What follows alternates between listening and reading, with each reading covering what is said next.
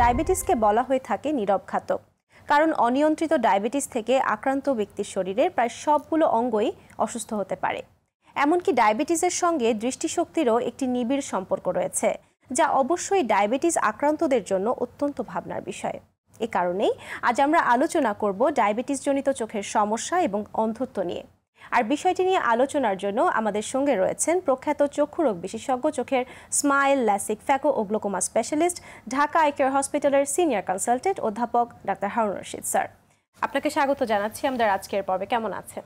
ভালো আছি, তুমি কেমন আছো? আমি খুব ভালো আছি। প্রতি সপ্তাহেই তো আসলে আলোচনা করে থাকি আমরা চোখের বিভিন্ন ধরনের সমস্যা, তার জটিলতা, তার প্রতিকার, প্রতিরোধ, এই বিভিন্ন বিষয় নিয়ে।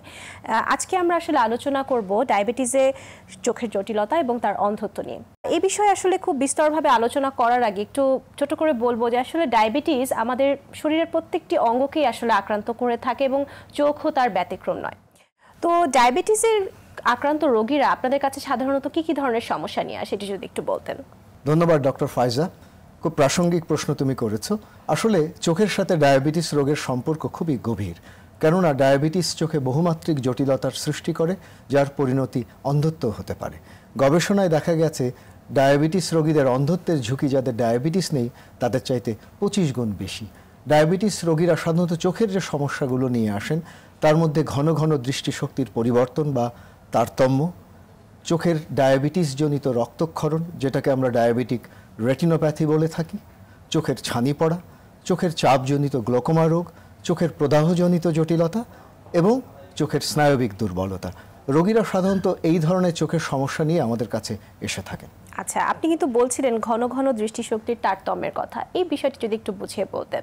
দেখো, রক্তে চিনির মাত্রার ওঠানামার সাথে দৃষ্টিশক্তির তারতম্যের একটা সম্পর্ক রয়েছে। ধরো একজন অনিয়ন্ত্রিত ডায়াবেটিস রোগী দিনের কোনো একটা সময়, ধরো সকালবেলা ওনার ঘরে টাঙানো একটা ছবি বা ক্যালেন্ডারের তারিখ স্পষ্টভাবে দেখতে পাচ্ছেন, কিন্তু বিকেলবেলা উনি দেখতে পাচ্ছেন না। আবার ধরো একজন 40 রোগী একজন চক্ষু বিশেষজ্ঞের কাছে এলেন চশমার পাওয়ার পরীক্ষা করতে, এবং জিজ্ঞাসা করাতে উনি জানালেন ওনার শারীরিক কোনো সমস্যা নেই এবং চশমা দিয়েও দেওয়া হলো এবং পরিষ্কার দেখতেও পারছেন। কিন্তু সপ্তাহ দুয়েক পরে উনি এসে বলছেন যে আমি এখন চশমা ছাড়াই ভালো দেখি, বরং চশমা দিয়ে আরও খারাপ দেখি। তখন কিন্তু তার পরীক্ষা করে দেখা গেল যে তার ডায়াবেটিস। এভাবেই একজন চক্ষু বিশেষজ্ঞের কাছে প্রথমবারের মতো একজন রোগী জানতে পারেন যে তার ডায়াবেটিস রয়েছে। এবং এই যে ঘন ঘন দৃষ্টিশক্তির তারতম্য হচ্ছে, সকালে একরকম বিকালে আরেক রকম, এটি আসলে কেন হচ্ছে, এটা যদি একটু আমি মডেল দিয়ে বুঝিয়ে দিই। তুমি জানো যে আমাদের চোখের ভেতরে একটি স্বচ্ছ প্রাকৃতিক লেন্স রয়েছে। রক্তের চিনির মাত্রা বেড়ে গেলে চিনি এই লেন্সের ভেতরে ঢুকে যায়। আচ্ছা, তখন লেন্সের বক্রতা বেড়ে যায়, তার প্রতিসরণ সূচক কমে যায় এবং তার প্রতিসরণ ক্ষমতা বেড়ে যায়। ফলে একজন রোগী কাছে ভালো দেখলেও দূরে ঝাপসা দেখে, কিন্তু ডায়াবেটিস নিয়ন্ত্রণে এলে আবার সে দূরে পরিষ্কার দেখা শুরু করে। তো এই যে তারতম্যটি হচ্ছে, তাহলে চশমা দেওয়ার ক্ষেত্রে আসলে কোনো স্পেশাল কিছু আছে কি? দেখো, আমি মনে করি 6 সপ্তাহ যাবৎ ডায়াবেটিস রোগীর সন্তোষজনক সুনিয়ন্ত্রণ প্রয়োজন চশমা দেবার আগে। আচ্ছা, অর্থাৎ ডায়াবেটিসটাকে প্রথমে কন্ট্রোল করে তারপর চশমাটি নিতে হবে। আচ্ছা, তো ডায়াবেটিস জনিত রেটিনার যে রক্তক্ষরণ হচ্ছে আপনি প্রথমেই বলেছিলেন, এই সম্পর্কে আমাদেরকে আরেকটু বুঝিয়ে বলবেন। চলো ছবি দিয়েই বুঝিয়ে দিই। আমাদের চোখের সবচেয়ে পেছনে যে সংবেদনশীল যে আবরণটি রয়েছে তার নাম হলো রেটিনা, এবং রেটিনার যে কেন্দ্র রয়েছে একটু ডার্ক দেখো, এটাকে বলে ম্যাকুলা, এবং তার পাশে রয়েছে ডিমের কুসুমের মতো অপটিক স্নায়ু। এর পরের ছবিতে আমরা দেখব যে ডায়াবেটিস এই সূক্ষ্ম সূক্ষ্ম রক্তনালিকা সমূহকে আক্রান্ত করে। যেমন ধরো ডান দিকের স্বাভাবিক চোখে স্বাভাবিক রক্তনালিকা সমূহ, কিন্তু বাম দিকে দেখো যে ডায়াবেটিসের ফলে রক্তনালিকা সমূহ আক্রান্ত হয়েছে। পরের ছবিতে আমরা দেখব রক্তনালিকা সমূহ সচ্ছিদ্র হলে সেই ছিদ্র দিয়ে রেটিনাতে পানি জমে, রক্তক্ষরণ হয়, চর্বি জমে এবং আমিষ জমে। এই অবস্থাকে আমরা নন প্রলিফারেটিভ ডায়াবেটিক রেটিনোপ্যাথি বলে থাকি, এবং রেটিনার কেন্দ্রে পানি জমলে সেটাকে আমরা বলি ডায়াবেটিক ম্যাকুলোপ্যাথি বলে থাকি। এর আবার 3টি ধাপ রয়েছে, একটি হচ্ছে মৃদু, মাঝারি এবং সর্বশেষটি হচ্ছে অতিমাত্রায়। এর পরের ছবিতে আমরা দেখব এর পরের ধাপটি হচ্ছে প্রলিফারেটিভ ডায়াবেটিক রেটিনোপ্যাথি। এখানে রেটিনাতে অক্সিজেনের অভাব হয়, ফলে সেখানে সূক্ষ্ম সূক্ষ্ম ভঙ্গুর, অস্বাভাবিক, দুর্বল রক্তনালিকা সমূহ তৈরি হয় এবং রক্তক্ষরণ হয় প্রচণ্ড। এর পরের ছবিতে আমরা দেখব যে রক্তক্ষরণ অতিমাত্রায় হলে সেটি ভিট্রিয়াস প্রকোষ্ঠে প্রবেশ করে এই অবস্থাকে আমরা বলি ভিট্রিয়াস হেমোরেজ। এবং এরকম অবস্থাতে একজন রোগী বলেন যে আমি হঠাৎ করে কম দেখছি, আমি রাতে যখন ঘুমিয়েছিলাম পরিষ্কার দেখছিলাম, সকালবেলা ঘুম থেকে উঠে দেখি আর কিচ্ছু দেখতে পাচ্ছি না। এর পরের ছবিতে আমরা দেখব রেটিনাতে একটা মেমব্রেনের তৈরি হয় বা একটা সংঘবদ্ধ স্কার টিস্যু রেটিনাকে সামনের দিকে টানতে থাকে এবং রেটিনা ছিঁড়ে যায়। এই অবস্থাকে আমরা বলি রেটিনাল ডিটাচমেন্ট। আর এভাবে একজন মানুষ অন্ধত্বের কোলে ঢলে পড়ে। এই ধরনের ডায়াবেটিক রেটিনোপ্যাথির ঝুঁকিতে কারা আছেন? প্রথমত যাদের ডায়াবেটিস নিয়ন্ত্রণ নেই, আরেকটি হলো কতদিন ধরে সেই রোগী ডায়াবেটিসে ভুগছেন, ডায়াবেটিসের বয়স। যিনি যতদিন ডায়াবেটিসে ভুগবেন তার ডায়াবেটিক রেটিনোপ্যাথির ঝুঁকিও বেশি থাকবে। এছাড়া যাদের উচ্চ রক্তচাপ যাদের রয়েছে, যাদের কিডনির জটিলতা রয়েছে, যাদের এনিমিয়া বা রক্ত স্বল্পতা রয়েছে, গর্ভাবস্থায় যারা রয়েছেন এবং যারা ধূমপান করেন। যখন একজন ডায়াবেটিক রেটিনোপ্যাথির রোগী আপনাদের কাছে আসেন, তারা সাধারণত কি ধরনের উপসর্গ আপনাদের কাছে নিয়ে আসেন? দেখো, ডায়াবেটিস একটি নীরব ঘাতক। প্রাথমিক পর্যায়ে কোনো উপসর্গই থাকে না। তবে কেউ কেউ এসে বলেন যে আমি ঝাপসা দেখছি। এর পরের ছবিতে আমরা দেখব কেউ কেউ এসে বলেন যে আমার চোখের সামনে কি যেন মশা মাছির মতো ভাসছে, যেটাকে আমরা ফ্লোটার্স বলে থাকি বা ভাসমান বস্তু। এর পরের ছবিতে আমরা দেখব যে কেউ কেউ এসে বলেন যে চোখের সামনে লাল লাল রক্তের মতো কিছু যেন একটা ভাসছে। আর ওই যে বললাম যে রেটিনাতে যখন প্রচণ্ড রক্তক্ষরণ হয় বা রেটিনা ছিঁড়ে যায়, তখন রোগীরা এসে বলেন যে আমি কিছুক্ষণ আগে ভালো দেখছিলাম, হঠাৎ করে আমার চোখের সামনে মনে হচ্ছে একটা পর্দা নেমে এসছে বা রক্তক্ষরণ হয়েছে, আমি কিছুই দেখতে পাচ্ছি না। আচ্ছা, একজন ডায়াবেটিক রোগীর আসলে বছরে কয়বার ডায়াবেটিস পরীক্ষা করা উচিত? যাদের ডায়াবেটিস রয়েছে তারা তো বাড়িতে বসেই গ্লুকোমিটারে প্রতিদিন ডায়াবেটিস পরীক্ষা করতে পারে। এছাড়া প্রতি মাসে ল্যাবরেটরিতে যে একবার ডায়াবেটিস পরীক্ষা করতে পারেন। আরেকটি রয়েছে গড় ডায়াবেটিস, অর্থাৎ প্রতি 3 মাস পর পর হিমোগ্লোবিন A1C এই পরীক্ষাটা করতে পারেন। অনেক সময় রোগীরা আমাদের কাছে আসেন, এসে বলেন স্যার আমি গতকাল ডায়াবেটিস পরীক্ষা করেছি, খুব ভালো আছে, রিপোর্টটা দেখেন। কিন্তু তাকে যখন বলা হয় যে আপনি গড় ডায়াবেটিসটা পরীক্ষা করে আসেন, তখন দেখা যায় যে গড় ডায়াবেটিস 10, অর্থাৎ উনি গত 3 মাসে কিন্তু ডায়াবেটিস নিয়ন্ত্রণ করেননি। উনি কেন ডায়াবেটিস কন্ট্রোল করে এসেছেন ডাক্তার যদি মাইন্ড করে? জি, অনেক সময় রোগীরা ভয়ও পান, ভাবেন যে হয়তো তার ডায়াবেটিসটা কন্ট্রোল করে গেলে হয়তো ডাক্তার সেভাবে করে চিকিৎসাটা দিতে পারবেন। এক্স্যাক্টলি। এছাড়া প্রতি 6 মাস পর পর কিডনি এবং দাঁত পরীক্ষা করা উচিত। আচ্ছা। হার্ট এবং চোখের ক্ষেত্রে প্রতি বছর একবার পরীক্ষা করা উচিত। প্রতি বছর একবার করে পরীক্ষা করা উচিত। একজন ডায়াবেটিসে আক্রান্ত রোগী কখন আসলে চক্ষু বিশেষজ্ঞের শরণাপন্ন হবেন? এই যে বললাম যাদের ডায়াবেটিস রয়েছে তাদের প্রতি বছর একবার চোখ পরীক্ষা করা উচিত। যাদের ডায়াবেটিক রেটিনোপ্যাথি অগ্রসরমান অবস্থায় রয়েছে তাদের প্রতি 3 মাস পর পর অথবা বিশেষজ্ঞের পরামর্শ অনুযায়ী প্রয়োজনে 2 মাস পর পর বা 1 মাস পর পর চোখ পরীক্ষা করা উচিত। যারা অন্তঃসত্ত্বা মহিলারা রয়েছেন গর্ভাবস্থার প্রথম 3 মাসের মধ্যেই চোখ পরীক্ষা করা উচিত। এরপর থেকে প্রতি 3 মাস পর পর চোখ পরীক্ষা করা উচিত। যারা অন্তঃসত্ত্বা নন, অন্তঃসত্ত্বা হতে চান, তাদেরও অন্তঃসত্ত্বা হবার আগে একবার চোখ পরীক্ষা করা উচিত। পরীক্ষা করে নেওয়া উচিত। স্যার, ডায়াবেটিস জনিত চোখের জটিলতা এবং অন্ধত্ব নিয়ে আপনার কাছ থেকে আজকে অনেকগুলো তথ্য আমরা শুনছি, কিন্তু সময় হয়ে গেছে একটি ছোট্ট বিরতির। আমরা বিরতির পরে আবারও আমাদের আলোচনায় ফিরে আসব। নিশ্চয়ই। দর্শক, ডায়াবেটিস জনিত চোখের জটিলতা ও অন্ধত্ব নিয়ে জানছি প্রখ্যাত চক্ষুরোগ বিশেষজ্ঞ, চোখের স্মাইল, ল্যাসিক, ফ্যাকো ও glaucoma specialist, Dhaka eye care হসপিটালের সিনিয়র কনসালটেন্ট অধ্যাপক ডাক্তার হারুনুর রশিদ স্যারের কাছে। Dhaka eye care hospital presents সুস্থ চোখ স্বচ্ছ দৃষ্টি অনুষ্ঠানের এই পর্যায়ে নিচ্ছি সংক্ষিপ্ত সময়ের বিরতি। আবারও ফিরব আমরা দ্রুত, সঙ্গেই থাকবেন।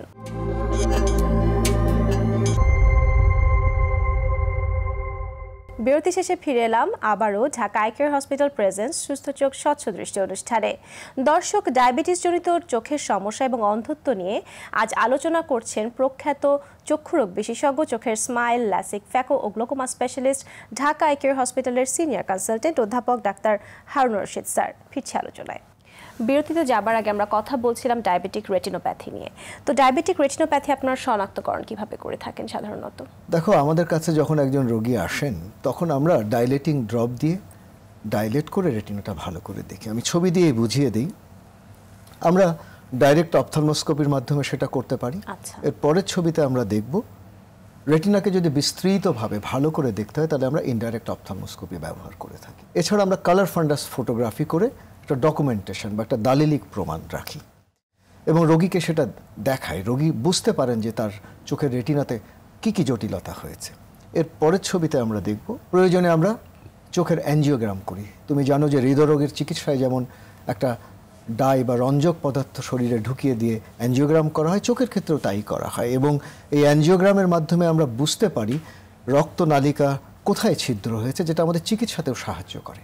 এর পরের ছবিতে আমরা দেখব প্রয়োজনে আমরা অপটিক্যাল কোহেরেন্স টোমোগ্রাফি করি। এটা কিন্তু নন ইনভেসিভ, অ্যাঞ্জিওগ্রামে কিন্তু ইনভেসিভে, এখানে কিন্তু রঞ্জক পদার্থ ঢুকিয়ে দেওয়া হয়। ওসিটির মাধ্যমে আমরা দেখি যে রেটিনার 10টি স্তরের কোন স্তরে রক্তক্ষরণ হয়েছে, চর্বি জমেছে, আমিষ জমেছে এবং কতটুকু পানি জমেছে, এটা আমরা পরিমাপ করতে পারি, যেটা আমাদের চিকিৎসাতে সাহায্য করে। রেটিনাতে প্রচণ্ড রক্তক্ষরণ হলে, রেটিনা ছিঁড়ে গেলে আমরা আল্ট্রাসাউন্ড বি স্ক্যানের মাধ্যমে সেটা আমরা বুঝতে পারি। এই সমস্ত পরীক্ষা নিরীক্ষা করে যখন আপনারা জানতে পারেন বা শনাক্তকরণ করতে পারেন যে একজন রোগী ডায়াবেটিক রেটিনোপ্যাথিতে আক্রান্ত হয়েছেন, তখন আপনারা আসলে চিকিৎসা ব্যবস্থা কি নিয়ে থাকেন? চিকিৎসার প্রথম সোপান হচ্ছে ডায়াবেটিস নিয়ন্ত্রণে রাখা।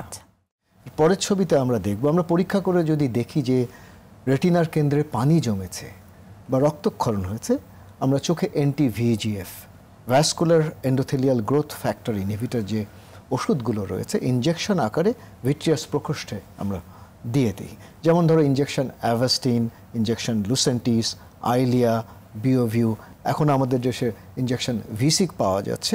এগুলো রেটিনার পানিকে কমিয়ে দেয়। এই ইনজেকশনগুলো অনেক সময় একটা ইনজেকশন দিলেই হয়, কখনো কখনো 2টা বা 3টা ইনজেকশনও লাগতে পারে। পরের ছবিতে আমরা দেখব, আমরা যখন দেখি যে পানি কমে এসেছে, তখন আমরা যে সমস্ত রক্তনালিকাসমূহ ছিদ্র হয়েছে সেই ছিদ্রগুলো আমরা লেজার রশ্মি দিয়ে বন্ধ করে দিই। যদি দেখা যায় যে একটি জায়গায় রয়েছে তাহলে আমরা ফোকাল লেজার করি, তার চাইতে একটু বেশি হলে আমরা গ্রিড প্যাটার্নে করি, আর যদি দেখি অতিমাত্রায় অগ্রসরমান রেটিনায় রক্তক্ষরণ তখন আমরা প্যান রেটিনাল ফোটোকগুলেশন, অর্থাৎ পুরো রেটিনাতে আমরা লেজার রশ্মি করি রেটিনার কেন্দ্র ব্যতীত।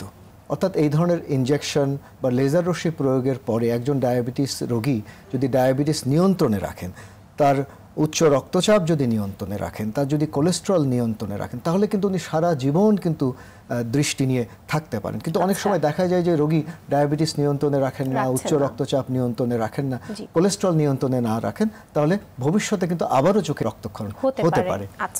ভিট্রিয়াস প্রকোষ্ঠে যদি রক্তক্ষরণ হয় বা রেটিনা ছিঁড়ে যায়, তাহলে কিন্তু আমরা রেটিনার অপারেশনের মাধ্যমে সেই রক্তক্ষরণকে বের করে নিয়ে আসি এবং রেটিনা জোড়া লাগিয়ে দিই। আচ্ছা, এবং আমরা কিন্তু জানি যে ডায়াবেটিসে চোখে ছানিও পড়ে থাকে। এই সম্পর্কে এবং এর আধুনিক চিকিৎসা সম্পর্কে আপনার কাছে জানতে চাইব। আমি ছবি দিয়ে বুঝিয়ে দিই। ডায়াবেটিস বয়সজনিত ছানিকে ত্বরান্বিত করে। যাদের ডায়াবেটিস রয়েছে তাদের চোখে ছানি পড়ার সম্ভাবনা অন্যদের চাইতে দ্বিগুণ থাকে, এবং যাদের ডায়াবেটিস অনিয়ন্ত্রিত রয়েছে তাদের খুব অল্প বয়সেই ছানি পড়ে যায়। এর পরের ছবিতে আমরা দেখব ছানির একমাত্র চিকিৎসা হলো ফ্যাকো সার্জারি করে চোখের ভেতরে একটি নরম লেন্স বসিয়ে দেওয়া। আমরা খুব উন্নত মানের ফ্যাকো মেশিন ব্যবহার করে থাকি, centurion vision system with Ozil technology, আরেকটি হচ্ছে white star I signature ellipse প্রযুক্তি। এর পরের ছবিতে আমরা দেখব চোখে যে লেন্স বসানোর কথা বললাম, এই লেন্সের পাওয়ার সঠিকভাবে পরিমাপের জন্য আমরা বিশ্বখ্যাত আইওল মাস্টার 700 অপটিক্যাল বায়োমেট্রি ব্যবহার করে থাকি।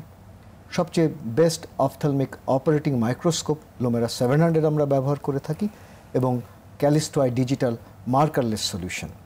অর্থাৎ এই ধরনের প্রযুক্তি, যেটা বিশ্ব সেরা প্রযুক্তি, আমরা আমাদের হাসপাতালে ব্যবহার করি, ফলে আমাদের ফ্যাকো সার্জারি নিখুঁত এবং নির্ভুল হয়। আচ্ছা, এবং আমরা জানি যে ডায়াবেটিসের কারণে আমাদের চোখের চাপজনিত গ্লোকোমা রোগও হয়ে থাকে। এই দুটি রোগের আসলে সম্পর্ক যদি একটু বলতেন। আমি ছবি দিয়ে বুঝিয়ে দিই, যাদের ডায়াবেটিস তাদের চোখের চাপজনিত গ্লোকোমাতে আক্রান্ত হওয়ার সম্ভাবনা বেশি। তুমি জানো গ্লোকোমা এমন একটি চোখের অসুখ যে অসুখে চোখের আভ্যন্তরীণ চাপের ভারসাম্যহীনতার কারণে অপটিক স্নায়ু শুকিয়ে যায় এবং আমাদের দৃষ্টির পরিসীমা সংকুচিত হয়ে সুড়ঙ্গের মতো হয়ে যায়। পরের ছবিতে আমরা দেখব, এবং ডায়াবেটিস রোগীদের একটি বিশেষ গ্লোকোমা হয়, সেটাকে বলে নিওভ্যাসকুলার গ্লোকোমা। অর্থাৎ ওই সমস্ত যে ভঙ্গুর অস্বাভাবিক রক্তনালিকা সমূহ রয়েছে সেটা আইরিসে এবং যেখান দিয়ে অ্যাকোয়াসিউমার জলীয় পদার্থ নির্গমন হয় সেই নির্গমনের রাস্তাতে বাধার সৃষ্টি করে, ফলে চোখের চাপ প্রচণ্ডভাবে বেড়ে যায় এবং এগুলো চিকিৎসা করাও খুব দুরূহ ব্যাপার। এই গ্লোকোমা রোগ শনাক্তকরণ এবং এর চিকিৎসা পদ্ধতি সম্পর্কে আমাদেরকে একটু ধারণা দেবেন? আমি ছবি দিয়ে বুঝিয়ে দিই। যেহেতু এটি চোখের চাপের অসুখ, সবচেয়ে গুরুত্বপূর্ণ বিষয় হলো সঠিকভাবে চোখের চাপ পরিমাপ করা। পরের ছবিতে আমরা দেখব, এছাড়া গ্লোকোমা রোগের ক্ষেত্রে আমরা দৃষ্টির পরিসীমা বিশ্লেষণ করি, ওসিটি পরীক্ষা করি, এবং ইউবিএম পরীক্ষার মাধ্যমে আমরা জানতে পারি যে উন্মুক্ত কোণ বিশিষ্ট গ্লোকোমায় রোগী আক্রান্ত না বন্ধ কোণ বিশিষ্ট গ্লোকোমায় আক্রান্ত। এর পরের ছবিতে আমরা দেখব গ্লোকোমা চিকিৎসার প্রথম সোপান হলো চোখের ড্রপের মাধ্যমে না হলে লেজার রশ্মির মাধ্যমে, তার মাধ্যমে না হলে তখন আমরা শল্য চিকিৎসার আশ্রয় নিই, সেটাকে বলে ট্রাবেকুলেক্টমি অপারেশন। কিছু কিছু গ্লোকোমার ক্ষেত্রে, যেমন আমরা ডায়াবেটিস জনিত নিওভ্যাসকুলার গ্লোকোমার কথা বললাম বা অন্যান্য রিফ্র্যাক্টরি গ্লোকোমা যেগুলো রয়েছে, সেই সমস্ত ক্ষেত্রে আমরা ড্রেনেজ ইমপ্ল্যান্ট বা ভ্যালভ ইমপ্ল্যান্ট করে থাকি। এবং যেসব ডায়াবেটিস রোগীরা মায়োপিয়ায় ভুগছেন বা যাদের চোখে চশমার সমস্যা আছে বা যাদের চোখে ছানির সমস্যা আছে, তাদের ক্ষেত্রে কি আসলে ল্যাসিক বা ফ্যাকো সার্জারি করা সম্ভব? অবশ্যই, আমি ছবি দিয়েই বুঝিয়ে দিই। দেখো, চশমা এবং কন্ট্যাক্ট লেন্স দুটোই নির্ভরশীলতা। স্থায়ী সমাধান হচ্ছে লেজার ভিশন কারেকশন। এর পরের ছবিতে আমরা দেখব সেই লেজার ভিশন কারেকশনের সবচেয়ে জনপ্রিয় পদ্ধতি হচ্ছে ল্যাসিক এবং স্মাইল। তুমি যে প্রশ্নটি করলে, যাদের ডায়াবেটিস রয়েছে তাদের চোখে ল্যাসিক বা স্মাইল করা যাবে কিনা, দেখো সাধারণত যারা ল্যাসিক বা স্মাইল করতে আসেন তাদের বয়স কম, তাদের সাধারণত ডায়াবেটিস থাকে না। তবে যাদের ডায়াবেটিস থাকে অবশ্যই ডায়াবেটিস নিয়ন্ত্রণ করে তখনই করা সম্ভব। আপনার কাছে জানতে চাইবো যে আসলে ডায়াবেটিসের কারণে চোখে কি কি ধরনের প্রদাহের সৃষ্টি হয়? আমি ছবি দিয়ে বুঝিয়ে দিই। দেখো, ডায়াবেটিস যাদের, তাদের সংক্রমণ এবং প্রদাহের ঝুঁকি সবসময় বেশি থাকে। যেমন চোখের পাতায় ঘন ঘন ইনফেকশন হয়, মিবোমিয়ানাইটিস হয়, ব্লেফারাইটিস হয়, কর্নিয়াতে ইনফেকশন হয়, রেকারেন্ট কর্নিয়াল এরোশন বা এপিথেলিওপ্যাথি হয়, এবং চোখের ভেতরে দীর্ঘমেয়াদী জটিল প্রদাহ যেমন ইভিয়েটিস রোগ এটিও হতে পারে। সেই জন্য ডায়াবেটিস নিয়ন্ত্রণে রাখা সবচেয়ে জরুরি। আমরা কিন্তু জানি যে ডায়াবেটিস আমাদের চোখের স্নায়ুকে আক্রান্ত করে এবং অন্যান্য স্নায়ুকেও কিন্তু আক্রান্ত করে থাকে। এই বিষয়ে আমাদেরকে একটু ধারণা দেবেন। আমি ছবি দিয়ে বুঝিয়ে দিই। দেখো, আমাদের চোখ মস্তিষ্কের একটি সরাসরি অংশ এবং মস্তিষ্ক দ্বারা নিয়ন্ত্রিত বিভিন্ন ক্রেনিয়াল নার্ভ দিয়ে। তো তৃতীয় ক্রেনিয়াল নার্ভ যদি আক্রান্ত হয়, চোখের পাতা নিচে নেমে আসে, যেটাকে বলে টসিস। ছবিতে লক্ষ্য করো, টসিসের কারণে চোখের পাতা নেমে গেছে, কিন্তু যখন ডায়াবেটিস নিয়ন্ত্রণে চলে এসেছে তখন কিন্তু চোখের পাতা আবার স্বাভাবিক হয়ে গেছে। এর পরের ছবিতে আমরা দেখব যে অনেক সময় দেখা যায় যে তৃতীয়, চতুর্থ বা ষষ্ঠ ক্রেনিয়াল নার্ভ যদি আক্রান্ত হয়, চোখটা বেঁকে যায়, যেটাকে আমরা স্কুইন্ট বলে থাকি। এর পরের ছবিতে আমরা দেখব আমাদের যে সপ্তম ক্রেনিয়াল নার্ভ, সেটি যদি ডায়াবেটিস দ্বারা আক্রান্ত হয়, সেক্ষেত্রে মুখটা বেঁকে যেতে পারে, চোখের পাতা বন্ধ নাও হতে পারে, চোখ দিয়ে পানি পড়তে পারে। এর পরের ছবিতে আমরা দেখব কিছু কিছু ক্ষেত্রে দেখা যায় আমাদের সবচেয়ে চোখের যে গুরুত্বপূর্ণ স্নায়ু যেটি রয়েছে, অপটিক স্নায়ু, সেটি ফুলে যেতে পারে, সেটাকে আমরা বলি ডায়াবেটিক প্যাপিলোপ্যাথি, এবং সেখান থেকে সেই স্নায়ুটি শুকিয়ে যেতে পারে, যেটাকে আমরা অপটিক অ্যাট্রফি বলে থাকি। এর পরের ছবিতে আমরা দেখব, দেখো আজকাল শিশুরা ফাস্ট ফুড খায়, যেটাকে আমরা জাঙ্ক ফুড বলে থাকি, এছাড়া কোমল পানীয় কালচার। এর পরের ছবিতে আমরা দেখব যে আজকাল শিশুদের অলস শখগুলো খুব বেড়ে গেছে, যেমন সারাদিন কার্টুন দেখা, ভিডিও গেমস খেলা, সারাদিন আইপ্যাড বা মোবাইল ফোনে বসে থাকা, ডিভাইসে আক্রান্ত, অর্থাৎ অলস শখগুলো অনেক বেশি আসক্তি। সেই জন্য আমি শিশুদেরকে সবসময় বলে থাকি যে তোমরা বাইরে যাও, বাইরে গিয়ে ফুটবল খেলো, ক্রিকেট খেলো, ব্যাডমিন্টন খেলো। ব্যাডমিন্টন খেলতে তো অনেক মজা, তাই না? এগুলো করলে শিশুদের ডায়াবেটিসের প্রবণতা কমে যাবে। এক সময় কিন্তু বলা হতো যে টাইপ 2 ডায়াবেটিস বড়দেরই হয়, কিন্তু আজকাল এইসব অলস শখের কারণে এই সমস্ত শিশুদের টাইপ 2 ডায়াবেটিস বেড়ে গেছে। এবং এই ধরনের ডায়াবেটিস জনিত অন্ধত্ব আসলে আমরা কিভাবে প্রতিরোধ করতে পারবো? দেখো, ডায়াবেটিস জনিত অন্ধত্ব প্রতিরোধের প্রথম সোপান হচ্ছে ডায়াবেটিস নিয়ন্ত্রণে রাখা। আমি ছবি দিয়ে বুঝিয়ে দিই। এবং আমাদের জীবনযাপনে পরিবর্তন আনা, এবং সেই লক্ষ্যে খাদ্যাভ্যাসে পরিবর্তন আনা। আমাদের আঁশযুক্ত সবুজ শাকসবজি খাওয়া উচিত, ফলমূল খাওয়া উচিত। পরের ছবিতে আমরা দেখব আমাদের নিয়মিত হাঁটা, ব্যায়াম করা খুবই জরুরি। যে দূরত্ব আমরা হেঁটে যেতে পারি, সেই দূরত্ব আমরা অবশ্যই রিক্সা পরিহার করব। কায়িক পরিশ্রমে অভ্যস্ত হওয়া, ওজনটা নিয়ন্ত্রণে রাখা। এর পরের ছবিতে আমরা দেখব অবশ্যই আমাদের ধূমপান এবং মদ্যপান বর্জন করা। আপনাকে অনেক ধন্যবাদ আমাদের কাছে সময় দেওয়ার জন্য। তোমাকেও ধন্যবাদ, আরটিভির সকল দর্শক এবং আরটিভিকেও ধন্যবাদ। দর্শক, ডায়াবেটিস কেমন করে চোখের সমস্যার সঙ্গে নিবিড়ভাবে জড়িয়ে আছে সেটি শুনছিলাম প্রখ্যাত চক্ষুরোগ বিশেষজ্ঞ, চোখের স্মাইল, ল্যাসিক, ফ্যাকো ও glaucoma specialist, Dhaka eye care হসপিটালের সিনিয়র কনসালটেন্ট অধ্যাপক ডাক্তার হারুনুর রশিদ স্যারের কাছে। নিশ্চয়ই এই আলোচনা থেকে উঠে আসা পরামর্শগুলো জেনে এবং মেনে আমরা সকলেই উপকৃত হব। আজ বিদায় নেব। আসছে সপ্তাহে আবারও আপনাদের সঙ্গে দেখা হবে চোখের অন্য কোনো সমস্যা এবং তার সম্ভাব্য পরামর্শ নিয়ে। সে পর্যন্ত ভালো থাকুন, ভালো রাখুন, সবার জন্য শুভকামনা।